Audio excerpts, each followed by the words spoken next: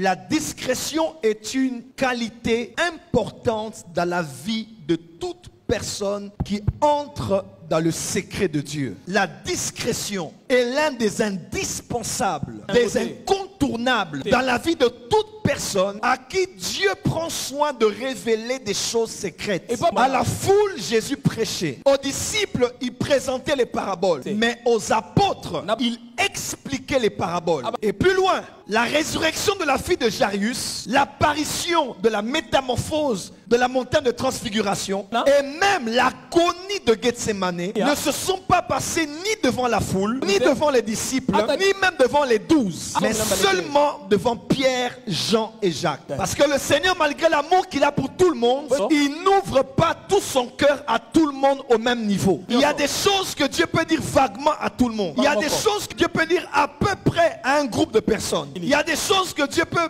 expliquer à beaucoup de gens. Mais il y a aussi des non-dits que Dieu ne partage qu'à certaines personnes très intimes à lui. Dieu vous appelle à l'intercession. Sachez ceci. L'intercession est l'aéroport sur lequel atterrit la révélation. Tous ceux qui entrent dans l'intercession finissent par atterrir dans la révélation. Le prophétique emmène à l'intercession. Et l'intercession amène au prophétique. Je le dis autrement. La révélation est un appel à l'intercession. Et l'intercession amènera toujours une révélation. Je le dis autrement. Celui qui intercède, Dieu le parlera du sujet pour lequel il intercède. Et celui qui a la révélation, Dieu le poussera à prier pour le sujet qu'il a partagé avec lui. L'intercession engendre la révélation et la révélation conduit à l'intercession. Et tôt ou tard, quand vous priez pour un sujet, vous vous prédisposez à entendre Dieu sur ce sujet. Mais alors, il faut savoir que quand Dieu commencera à parler, la première des réactions que Dieu attend de vous, après une révélation, 1, c'est la discrétion. 2, c'est l'intercession. Point barre. Quand Dieu te donne une révélation, il te la donne pour 2 raisons. Dans certains cas de figure, après l'intercession, il y a ce qu'on appelle la transmission. C'est-à-dire, Dieu dit maintenant, ok, je t'ai confié quelque chose comme intercesseur, tu l'as gardé pour toi. 2, tu as prié pour cela, si c'est un bien, afin que ça s'accomplisse, si c'est un mal, afin que ça s'arrête, c'est entre toi et moi. Tu l'as gardé et on a travaillé ensemble. Mais ici, maintenant je t'ordonne, va et transmets. Beaucoup de chrétiens ne savent pas ça. Et beaucoup de chrétiens, après une révélation, il n'y a ni discrétion, ni intercession. Il n'y a même pas transmission, il y a dispersion. Il dort, Dieu lui révèle quelque chose sur une sœur de l'église. 1, il ne garde pas ça. À peine ouvert les yeux à 4 heures, il va chercher quelqu'un en ligne à qui il va dire ce qu'il a vu. Mauvaise attitude. Un intercesseur, il garde ça, il va sur ses genoux parce que Dieu m'a confié quelque chose de privé sur quelqu'un de l'église. Je n'ai pas à chercher quelqu'un en ligne. Mon thème à doukou pour partager. Non, ça c'est pas être un intercesseur. Faire l'intercession ne veut pas dire être un intercesseur. L'intercesseur, c'est la vie. C'est le style de vie que tu mènes. C'est pas un département. Quand tu commences à participer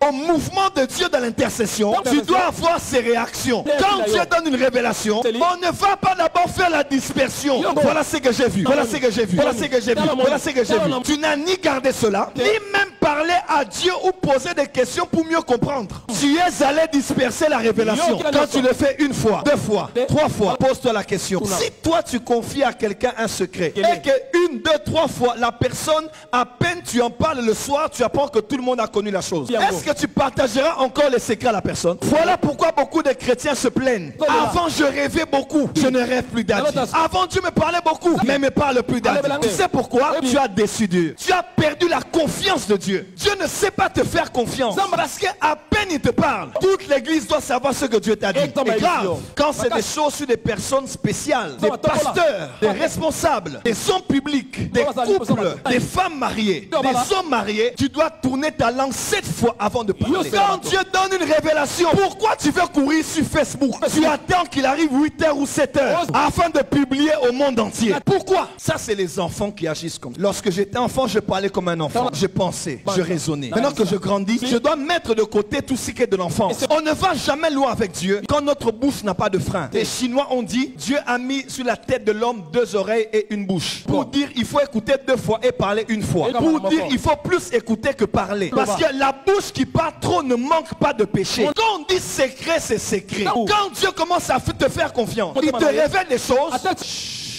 Ne cours pas pour raconter. L'homme prudent cache sa science. Mais celui qui est insensé, il partage sa folie. Pourquoi nos églises sont détruites aujourd'hui? Pourquoi les gens ne veulent plus se confier chez les pasteurs? Toute révélation n'est pas pour une transmission. Il y a des révélations qui ne sont là que parce que Dieu veut faire de toi son ami. Il veut faire de toi son confident, faire de toi son intime. Il te partage quelque chose avec laquelle tu iras jusqu'à la tombe. Il y a des choses que Dieu te dira de dire. Il y a des choses que Dieu te dira de dire, mais plus tard. Il y a des choses que Dieu te dira de ne jamais dire. Ni à ta femme, ni à ton mari. C'est votre secret, c'est votre intimité. Aujourd'hui, les chrétiens n'ont plus d'intimité avec Dieu. Tout ce que Dieu te dit, tout le monde le connaît. Tout ce que tu expérimentes avec Dieu, tout le monde le connaît. Tout ce que tu vis en secret, tout le monde le connaît. Alors tout le monde entre dans la chambre à coucher avec Dieu. Tout le monde est sur votre lit, dans votre chambre, votre salle de bain. En quoi Dieu est en intimité avec toi? Il y a des maisons dans les quartiers, vous passez comme ça, il n'y a pas de mur. D'autres maisons, il y a des murs qui ont des petits niveaux. Mais les maisons où on ne voit rien, il y a un grand mur, une grande porte. Ça fait des années, on ne sait même pas à quoi ressemble la maison. Ne sois pas comme un homme et une femme dont la vie n'a pas de mur. Le mur protège, la muraille protège. Et beaucoup de tes projets n'ont pas abouti parce que tu parles trop. À peine commencer une relation qui pouvait même prendre forme directement, tu parles trop. J'étais avec un homme de Dieu qui est très connu. Il m'a dit, Daddy, au niveau où je suis, il est très populaire. C'est difficile de choisir. Alors je me dis, bon, je ne peux pas me cacher longtemps. Il faut quand même que j'ose parler avec quelqu'un. Il me dit, à peine j'ai voulu parler avec la sœur. Parce qu'il faut, je ne vais pas te dire, Dieu m'a dit, je dois d'abord te connaître. On doit devenir des amis. Quand je descends un peu vers son niveau, il m'a dit qu'elle est abaissée. Non, c'est juste qu'il est très populaire. Quand je voulais seulement descendre pour ne fût-ce que m'ouvrir un peu. À peine j'ai commencé à vouloir parler, elle avait déjà dit à 15 personnes de la porter en prière parce qu'elle sent déjà que l'homme de Dieu vient pour l'épouser.